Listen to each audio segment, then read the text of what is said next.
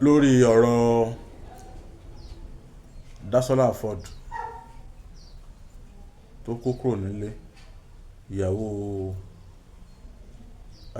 Kunle Afod. Àwọn èèyàn wá oríṣiríṣi àti àwọn pé tí nǹkan báyẹn bá ti ṣẹlẹ̀, oríṣiríṣi ọ̀rọ̀ làwọn èèyàn máa sọ.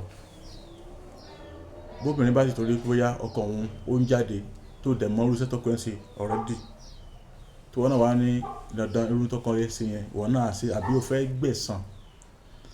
Àkọ́kọ́, obìnrin yẹn fẹ́ dalé ara rẹ̀ rú, yóò da iṣẹ́ rẹ̀ rú, ó máa affect ẹ̀ lábala kan, ẹ lọ kọ́lẹ̀. Ẹlẹ́ẹ̀kejì, ìrìn àjò àwọn ọmọ rẹ̀ yóò dàrú. In tó fi jẹ́ pé kì í ṣe gbogbo tí ọkùnrin bá ṣe lóbìnrin náà lòun fẹ́ gbẹ̀san. Ọ̀tọ̀ọ̀tọ̀ ní bá ṣe ṣẹ̀dá ọkùnrin kọ́ la ṣẹ̀dá obìnrin. In tọ́kùnrin dẹ̀ fi ń jó lórí dandan lọkùnrin yóò máa ṣe ìyẹn bẹ́ẹ̀. Wọ́n wá ní àkọ́kọ́ ẹjẹ́ ọkọ̀ gbogbo ẹ̀ tẹ́ ń sọ wípé Dasola Afod ó ń fẹ́ malaika, pé Alhaji Sule Alao malaika ni wọ́n fún nímọ̀ràn pé ó yá kó kẹ́rù ẹ̀ jáde kankan. Ẹ má jẹ́ ká mú tí ò yẹ ká mú mọ́. Inú mi dùn, obìnrin yìí sọ, ó ní àìmọye àwọn nǹkan tó ń bẹ lọ́wọ́ òun nípa ọkọ wọn àtàwọn tí wọ́n jọ ń bára wọn sùn ní film industry.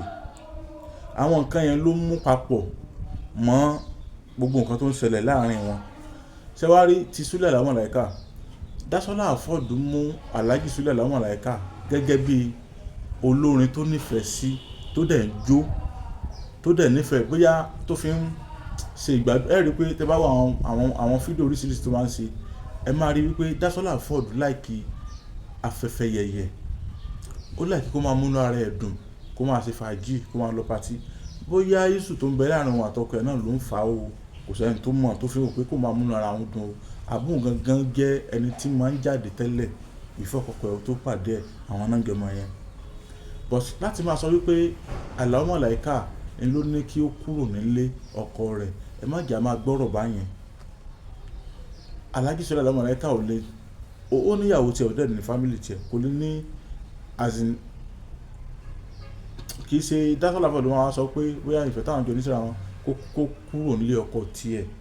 Níta ìkànnì sọ ní pé ó yẹ kí Alhaji Sule Alao malaika bá sọ̀rọ̀ tó wá jẹ́ wípé lóòótọ́ ni wọ́n jọ láìkí ara wọn, pé wọ́n kàn jọ ń pé bóyá kó máa láìkí orin rẹ̀, kó máa lọ patí ẹ̀.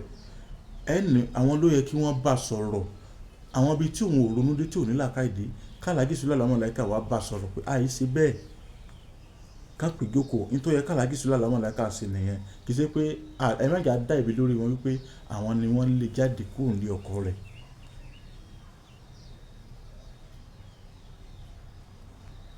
Àwọn tí àìmọye oríṣiríṣi àwọn òṣèré tíátà ni wọ́n nírú àwọn challenges báyìí.